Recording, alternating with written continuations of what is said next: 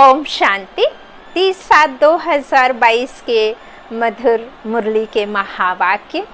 आज उच्चते उच्च ज्ञानदाता, ज्ञान सागर, सुख करता, दुख हरता, बेहद का वर्षा देने वाले, 21 जन्मों की राजाई देने वाले बेहद के बाप ने साकार मुरली के महावाक्यों में हम रूहानी बच्चों से कहा, मीठे बच्चे, इस पुरानी दुनिया, पुराने शरीर में कोई मज़ा नहीं है, इसलिए इससे जीते जी मर कर बाप का बन जाओ, सच्चे परवाने बनो।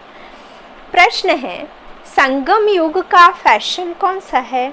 उत्तर, इस संगम युग पर ही तुम बच्चे यहाँ बैठे बैठे अपने ससुर घर बैकुंठ का सैर करके आते हो। बाबा हमें किस बात के लिए श्रृंगार कर रहा है?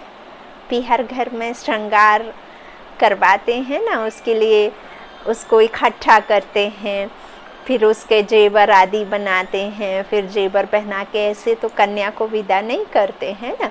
तो हमें 2 कुल की रीत निभानी होती है, एक सूर्यवंशी घर के और एक चंद्रवंशी घर के।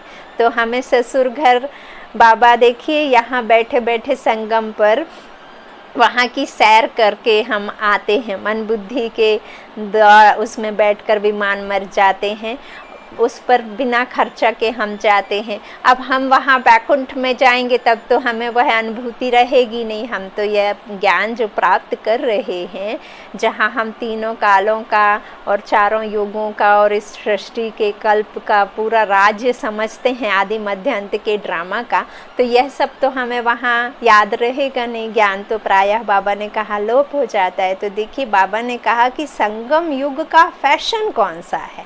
बाबा ने उत्तर कितना प्यारा, मीठा, कितना अच्छा दिया कि इस संगम युग पर ही तुम बच्चे यहाँ बैठे बैठे अपने ससुर घर बैकुंठ का सैर करके, बाबा हमें 16 श्रृंगार करता है। किसका 16 श्रृंगार? शरीर का नहीं, आत्मा के 16 श्रृंगार है ना, 16 संस्कार जिन्हें कहते। तो वहाँ हम जाते हैं, सैर करके आते हैं।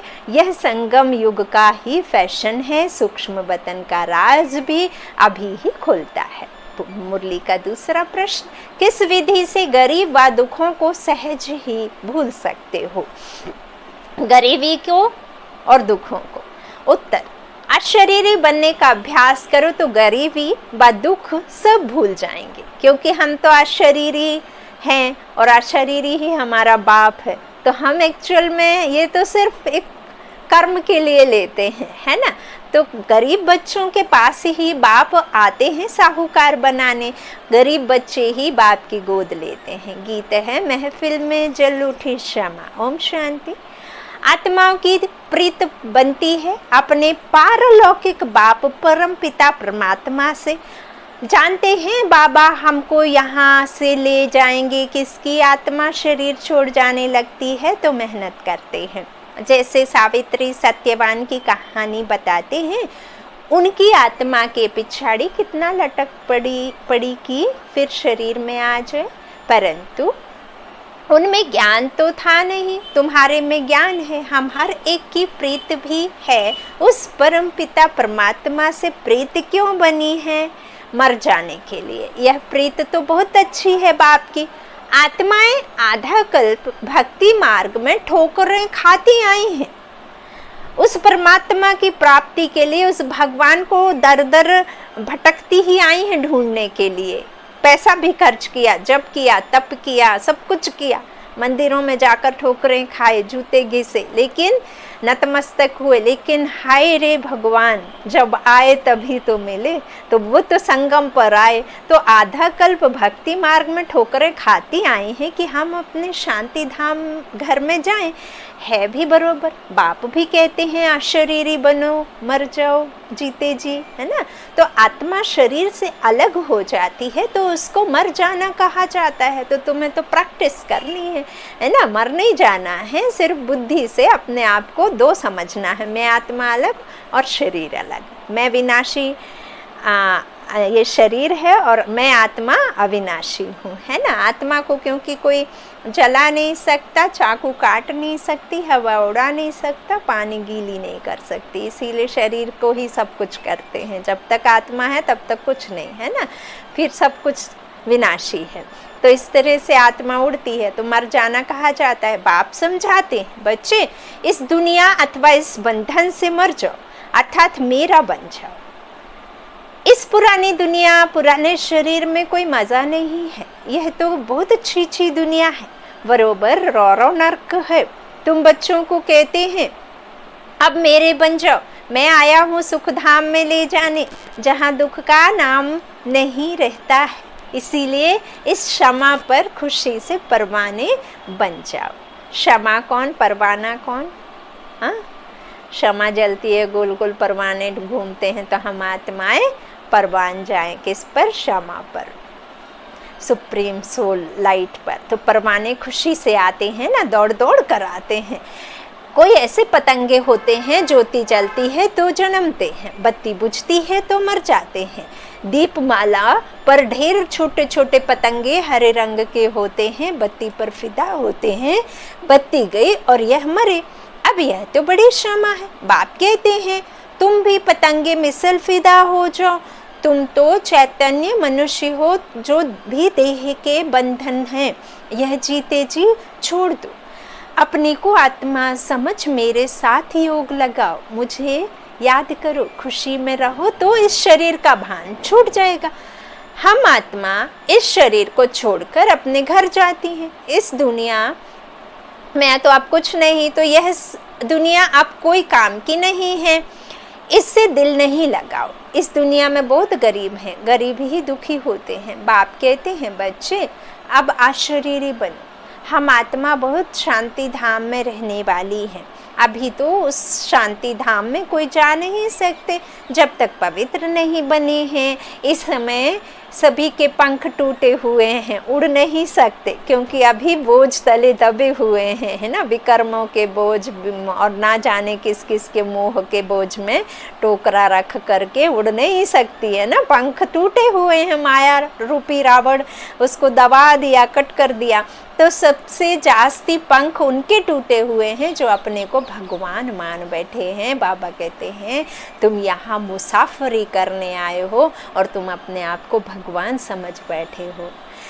तो वह ले कहाँ जाएंगे, खुद ही नहीं जा सकते हैं तो तुम्हारी सदगति कैसे करेंगे।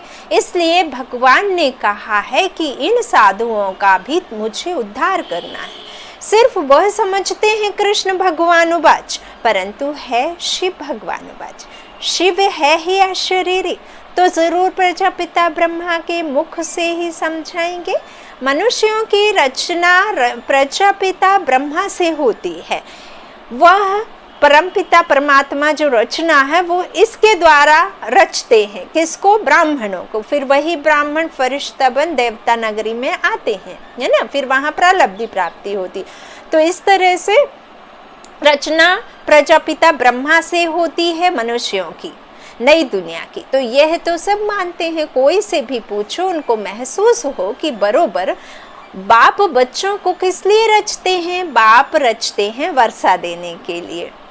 तो ब्रह्मा द्वारा ब्राह्मणों को रचा है, तुम जानते हो। बाप हमें पढ़ाते हैं, राजयोग सिखलाते हैं, स्वर्ग का मालिक बनाने के लिए बाप आते हैं दुनिया को बदलने, नरक को स्वर्ग बनाने, मनुष्य सृष्टि को दैवी सृष्टि बनाने। वही सुख देने आएंगे ना।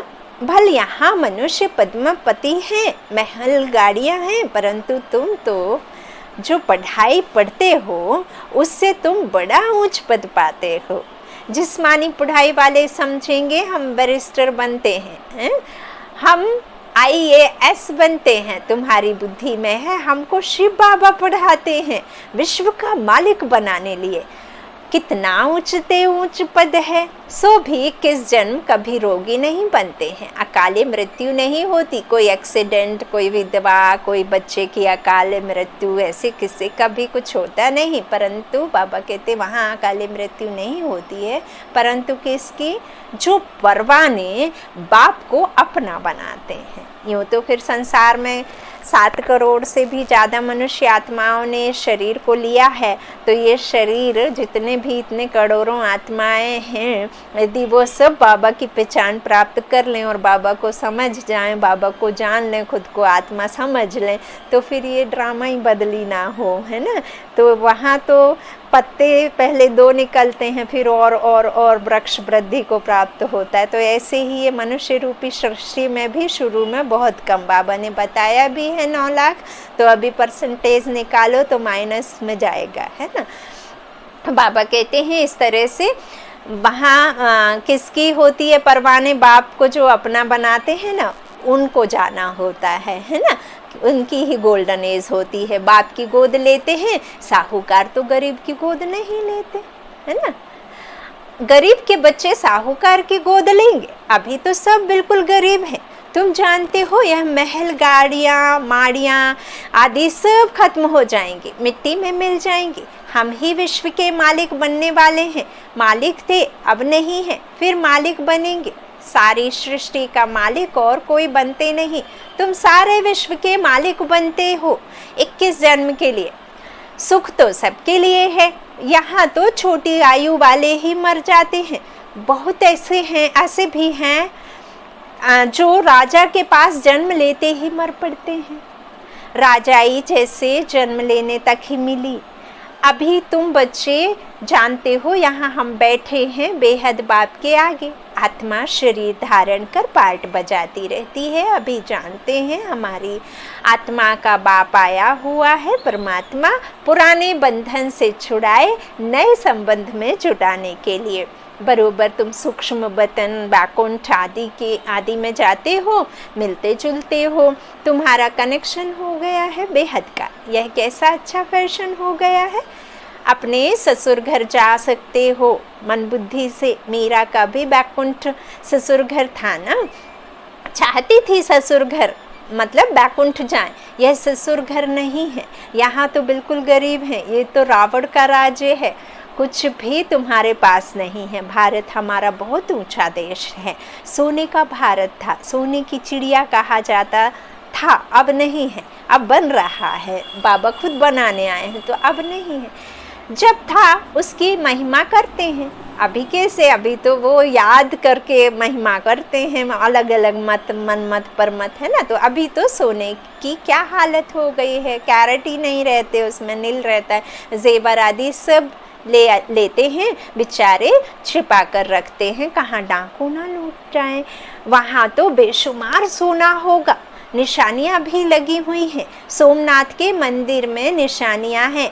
मणियाँ आदि कब्रों में मुसलमानों ने जाकर लगा दी, अंग्रेज लोग भी ले गए हैं।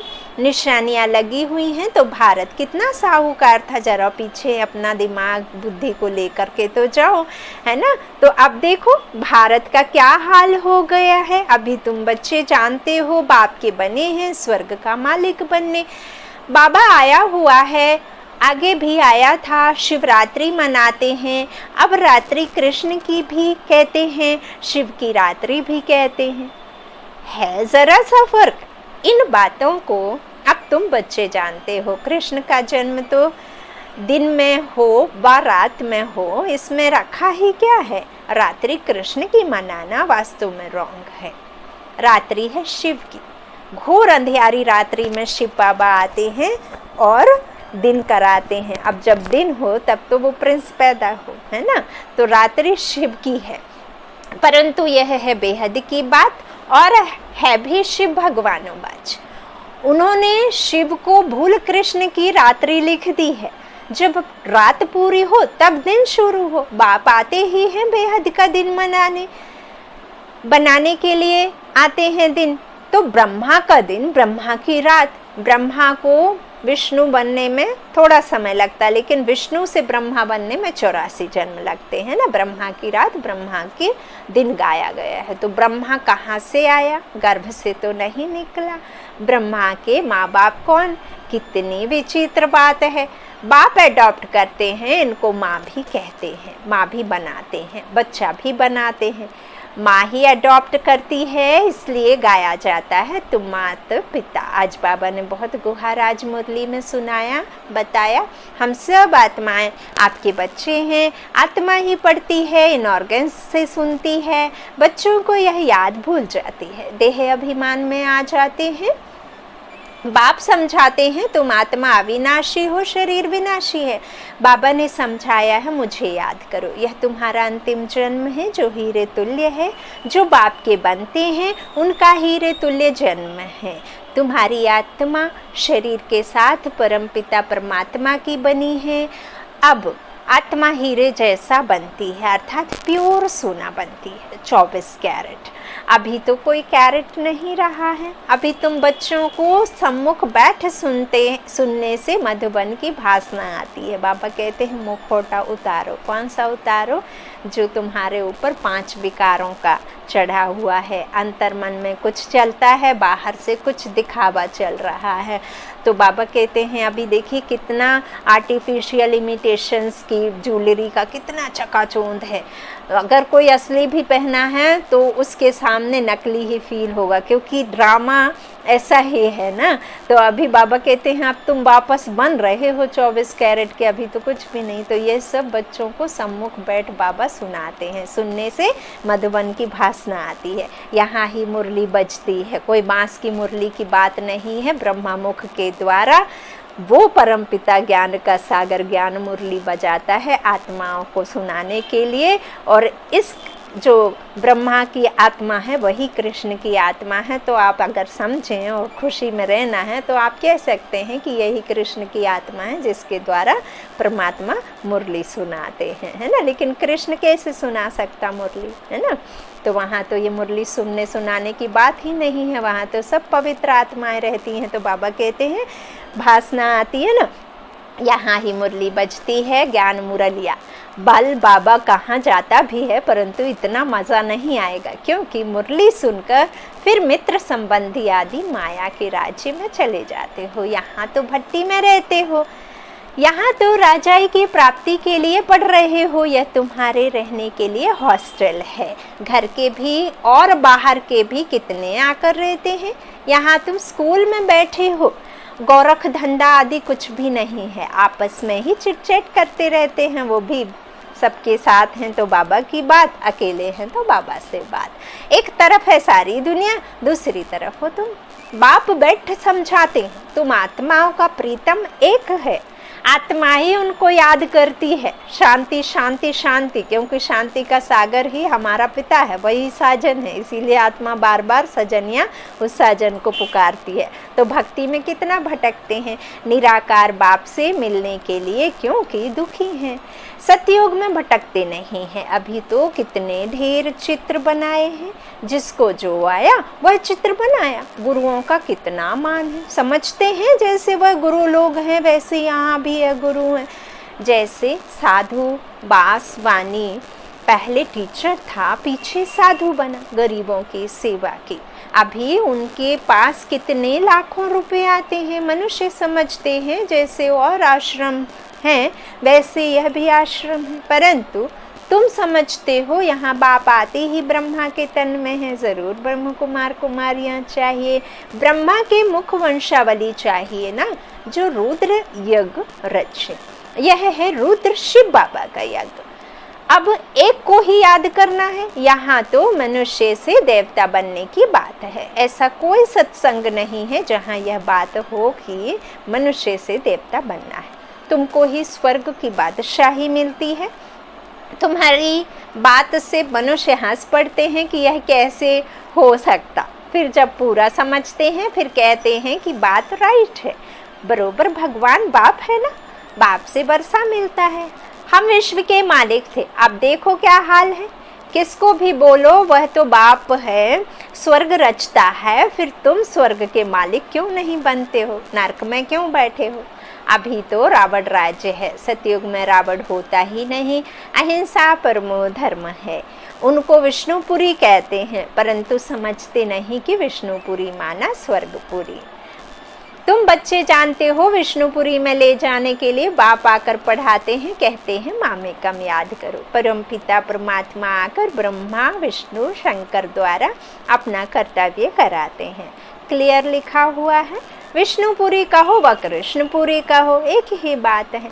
लक्ष्मी नारायण बचपन में राधे कृष्ण है। यह प्रजापिता ब्रह्मा तो साकारी है ना, सूक्ष्म वतन में तो प्रजापिता नहीं कहेंगे ना। प्रजापिता ब्रह्मा द्वारा अडॉप्शन होती है, बाप अपना बनाते हैं। कितनी सहज बात है। सिर्फ त्रिमूर्ति का चित्र अपने घर में रखो, उनमें लिखत भी हो, गाते भी हैं ब्रह्मा द्वारा स्थापना, विष्णु द्वारा पालना, है ना, और शंकर द्वारा विनाश। परंतु त्रिमूर्ति ब्रह्मा के बाप शिव को गुम कर दिया है, ऊपर में सुप्रीम सोल गॉड फादर को गुम कर दिया है, इसीलिए फिर मूंझ गए हैं। अभी तुम समझते हो, वह है निराकार परमपिता परमात्मा, यह है प्रजापिता ब्रह्मा। ब्रह्मा को देवता भी कहेंगे। देवता तब कहेंगे जब संपूर्ण फरिश्ता बनते हैं। तुमको अभी देवता नहीं कहेंगे, देवताएं हैं सतयुग में, तुम्हारा है देवी धर्म। ब्रह्मा विष्णु शंकर देवता नमः कहते हैं ना कि ब्रह्मा परमात्माए नमः कहते हैं। जब उन्हों को ही देवता कहते हैं, फिर अपने को परमात्मा क्यों कहते हैं? सब परमात्मा के रूप हैं। यह कैसे हो सकता है? यदि हर एक में परमात्मा होता तो इतना जास्ती पाप कैसे? क्या वो ईश्वर सर्वशक्तिमान तुम बच्चों को रोकता नहीं? पाप कैसे बढ़ता? तो यह सब गपोड़े हैं। आत्मा सो परमात्मा होती नहीं, यह भी ड्रामा में नूंद है, उनका भी कोई दोष नहीं है। डिबेट बाबा ने कहा किसी से करनी नहीं है, जिसको जो ड्रामा है और जैसा ड्रामा है वैसा ही एक्यूरेट चल रहा है। अब उन्हों को रास्ता कैसे बताएं? भगत सब भूले हुए हैं, किस्म किस्म के अथाह रास्ते बताते हैं। अब बाप समझाते हैं, मौत सामने खड़ा है, वर्षा लेना है तो सिवाय ब्रह्मा के शिव बाबा से वर्षा मिल ना सके। सब उस एक प्रीतम को बुलाते हैं। मैं कल्प कल्प इस संगम पर आता हूँ, मैं हूँ भी बिंदी, तुम आत्मा बच्चे भी बिंदी, मुझ समान हो। भेंट देखो कैसे करते हैं, कितनी छोटी सी आत्मा में अविनाशी पार्ट है, यह कुदरत है। अच्छा, मीठे मीठे सिकी लाधे बच्चों प्रति माता पिता बाप दादा का याद प्यार और गुड मॉर्निंग। रूहानी बाप की रूहानी बच्चों को नमस्ते। हम रूहानी बच्चों की रूहानी माता पिता बाप दादा को याद प्यार और गुड मॉर्निंग। शुक्रिया बाबा, मीठे बाबा, प्यारे बाबा। धारणा के लिए मुख्य सार, पहला बाबा ने कहा अपने को आत्मा समझ दिल की प्रीत एक बाप से लगानी है। यह दुनिया कोई काम की नहीं, इसलिए इसे बुद्धि से भूल जाना है। दूसरा, अपने जीवन को हीरे तुल्य बनाने के लिए एक बाप पर पूरा पूरा फिदा होना है। मेरा तो एक शिव बाबा, दूसरा ना कोई। यह पाठ पक्का करना। आज का मीठा वरदान मीठे बाबा ने दिया। समस्याओं के पहाड़ों को उड़ती कला से पार करने वाले तीव्र पुरुषार्थी भव। जैसे समय की रफ्तार तीव्र गति से सदा आगे बढ़ती रहती है, समय कभी रुकता नहीं। यदि उससे कोई रोकना भी चाहे तो भी रुकता नहीं। समय तो रचना है। अब रचयिता हो, इसलिए कैसी भी परिस्थिति अथवा समस्याओं के पहाड़ भी आ जाए तो भी उड़ने वाले कभी रुकेंगे नहीं। अगर उड़ने वाली चीज बिना मंजिल के रुक जाए तो एक्सीडेंट हो जाएगा। तो आप बच्चे भी तीव्र पुरुषार्थी बन उड़ती कला में उड़ते रहो, कभी भी थकना और रुकना नहीं। स्लोगन, याद की वृत्ति से वायुमंडल को पावरफुल बनाना, यही मनसा सेवा है। याद की वृत्ति से वायुमंडल को पावरफुल बनाना, यही मनसा सेवा है। अच्छा, ओम शांति। शुक्रिया बाप दादा, शुक्रिया आप सभी का। गुड नाइट बाप दादा, गुड नाइट सभी भाई बहनों को।